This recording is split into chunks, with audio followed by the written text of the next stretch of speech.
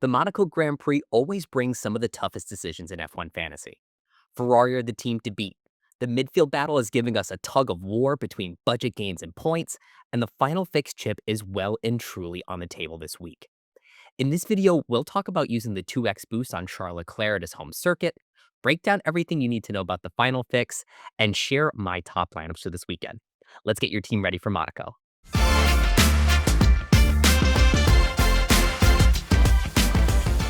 Starting off with free practice one, we had some stoppages in this one because Isaac Hadjar and Fernando Alonso both found the wall during the session, but they ended up coming back for FP2. The final timings look worse for Mercedes than what I saw watching the session live because Kimi Antonelli was back and forth with Charles Leclerc for P1 most of the hour. And it looked like he went for a heavier fuel load earlier in the hour while other drivers at the top kept pushing. Now, one team that shocked me in this one was McLaren because they never got into the top five and spent most of the hour behind Nico Hulkenberg in the Audi. Verstappen complained for most of the session, but in the final few minutes, stuffed that RB22 into P3, so that was a shocker for me too. Stroll and Bottas in the bottom two is music to our ears since we need these guys to survive this race and gain value. Moving on to FP2, the big news from this one was that Lando Norris retired early due to a failure with his McLaren. He's losing a ton of track time this weekend, so I'm completely out on McLaren this weekend. Norris, Piastri, and the McLaren constructor all moving to the sell list. This was a real validation of what we saw in FP1. Ferrari 1-2 clear up the road for Mercedes with Verstappen in the middle. This to me locks Max in as the fifth driver for limitless teams. The session ended under a red flag because Sergio Perez had a brake fire in the closing minutes. Now time for those betting lines, and we've had a few big movers since Monday, so let's call those out. Max Verstappen flies way up after a big Friday, and McLaren, of course, the biggest losers here. So Vegas is confirming what our eyes told us in FP1 and FP2. Now, while we're here, let's talk about Limitless, because if you haven't used it, I'm all for playing it at Monaco. A few of you might have drivers that are due for a cost cap loss, like Alex Albon or Sergio Perez, but I'd play it anyway since we're all going to struggle to gain budget this week. Take the points, and we can pick up budget building once again for Spain. Speaking of chips, I want to dive into Final Fix, since a lot of us are considering it for Monaco this weekend. There are a few reasons why you'd want to use this chip. If you have Kimi Antonelli on your team, when lineups lock, he needs just negative 15 points to gain 0.3 million, and even with the DNF, he gains 0.1 million. Compare that to Leclerc, who needs 33 points, and Piastri, who needs 37 points for a maximum price rise, and now starting the week with Kimi as your 2x boost might get you an extra 0.2 million in cost cap. Also, since a lot of us probably had him in Canada, that's one less transfer you'll need to make so that you can use those free transfers to move around your Tier B drivers that DNF'd last time out. And since Mercedes will probably be back at the top in Barcelona, it's a high-speed circuit, and they're going to be really strong again, so you'll save a transfer when we inevitably move Kimi back in. The last thing here with Final Fix is flexibility. Having Kimi when lineups lock means you can pivot to Leclerc or Hamilton if they're on pole position, since they're both cheaper drivers. On the screen here, the drivers are ranked by price, so you know what you'd want to have left over to afford them with Final Fix. But Piastri's a pretty distant fourth to Kimi and the Ferraris. I want to address something I've seen about Final Fix, and that's bringing in a Tier B driver that qualifies higher than usual. Hulkenberg flirted with the top five on a few occasions in FP1 and FP2, but I've got to pump the brakes on this. If we have a situation like Esteban Ocon in Monaco 2023 where he qualified fourth and finished on the podium, sure, use Final Fix on a midfield driver. But anything lower than that just doesn't seem worth it to me. If we look at last year, Isaac Hadjar and the Racing Bulls qualified P6, lined up P5 on Sunday, and finished the Grand Prix P6. Remember, Final Fix doesn't entitle us to these drivers' qualifying scores, so Hadjar scored just 7 points in the Grand Prix. Are we really using Final Fix for just 7 points? I'm not. So I'd aim for replacing just 2x worthy drivers to get the most out of this chip. Let's talk about cost cap gains for a minute because a lot of us are struggling to round out our lineups since most of these teams are running 4 Tier B drivers and only 3 drivers in the entire tier have a good chance of gaining value.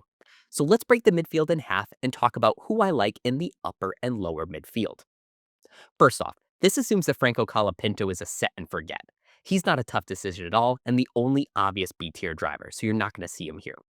If we start with the upper midfield, I'd steer clear of Albon, Hulkenberg, and Lindblad, since they're all sitting on negative scores. Top of the pile for me is Liam Lawson. He's consistently putting that Racing Bull in contention to snag points for P9 or P10. The challenge with Liam is that he needs 11 points to avoid a price drop, so at a low overtake circuit, we're probably going to have to absorb a price drop. I don't have enough transfers to move out Albon, upgrade my fifth driver, and sort something out with Lawson, so I just have to look ahead to Barcelona. His minus 12 points in Miami will fall off his 3 race average by then, and he'll be at the top of the price gain target list at a high overtake circuit. So I'm counting on Liam to earn back whatever he loses for me this week.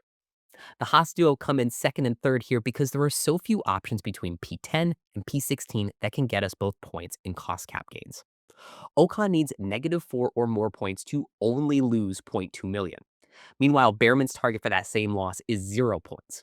So my goal here is for my losers to only lose zero point 0.2 million and bring some scoring upside both for Monaco and set a strong foundation for my team in Barcelona. Moving down to the bottom of the grid, this is where the really tough questions come in. That's why I like Lance Stroll as the top driver in this class. He usually keeps it clean, and with back-to-back finishes, those DNFs earlier in the season from the vibration issues in his Aston Martin appear to be resolved. So I like Lance to gain zero point 0.6 million in this one. Bottas is another driver that I'd be okay with.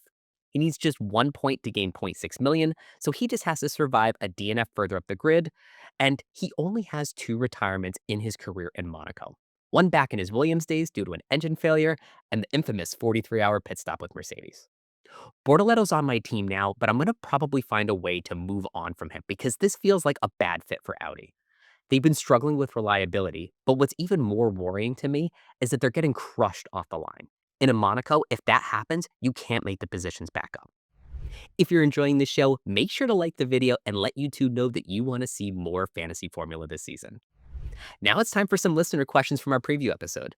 The first one comes from Lucas, who asks, at this point in the season, would you start prioritizing points over budget? We're approaching this middle zone between the early part of the season, where we look to build the most cost cap, and the end of the year, where we're all in on points. So I'd say take what the game gives you.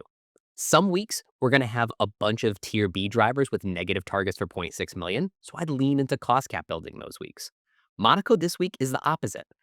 We likely aren't going to have too many cost cap builders, so I'd avoid big zero point 0.6 million drops as much as you can and just maximize points and set a good foundation for Spain. Let's not force it when the opportunities aren't there. The second question comes from Abhijit, who asks, do you have confidence to take Lord Lance Stroll on your team? I'm ready to draw a line in the sand and say I'm okay taking Lance Stroll in F1 Fantasy this week. We talked about his price thresholds earlier, but something we've got to look at here is that Lance only had 2 -20 penalties all of last season. One was in Spain because he sat out the race for a procedure on his wrist, and the other was in Las Vegas because of a turn 1 incident that Gabriel Bortoleto was penalized for. So we've got to give Lance more credit for his reliability. His qualifying pace is pretty rough, but we need him to just make it 71 laps, which is 90% of the 78 lap distance he needs to classify and get us 0.6 million. Moving on to our buy and sell tier list, the only movement since our show at the top of the week is McLaren. I had a lot of faith in the defending champs since Lando won this race last season, but they haven't shown me anything through 2 practices, so all 3 McLaren assets now move to the sell category. I think Mercedes and Ferrari are the must-have constructors for the week, and as a 2x option, it really comes down to Antonelli versus Leclerc. If you have a low-budget team and want a differential, Hamilton could surprise us here too. Over in Tier B, those buy drivers are in rank order for me. So that's Franco, Lance, Valtteri for cost cap gainers, Ocon and Behrman as hold candidates for Spain, and I'm out of transfers to move on from Lawson, but he's likely a budget loser this week, so he stays on the fence. Here are my final best lineups for the Monaco Grand Prix. Starting off with the stroller coaster lineups, the big budget teams can lean into a better midfield with Antonelli, Ocon, Colapinto, Lawson, Stroll with Mercedes and Ferrari. That one costs 112.3 million. And you can drop Ocon down to Bottas, and this brings the price into a more friendly 106.9 million. Right now, I'm leaning towards starting the week with Kimi, and if he's outside the top 2, using Final Fix to bring in a Ferrari. Now, for those of you who want to lock in Leclerc, this is the team for you. The lineup you see here costs 106.3 million, so it fits most teams' budgets. It's Leclerc, Colapinto, Lawson, Stroll, Bottas, Mercedes, Ferrari. If you run this team, I'd keep 0.6 million in reserve in case Antonelli shocks us in Q3.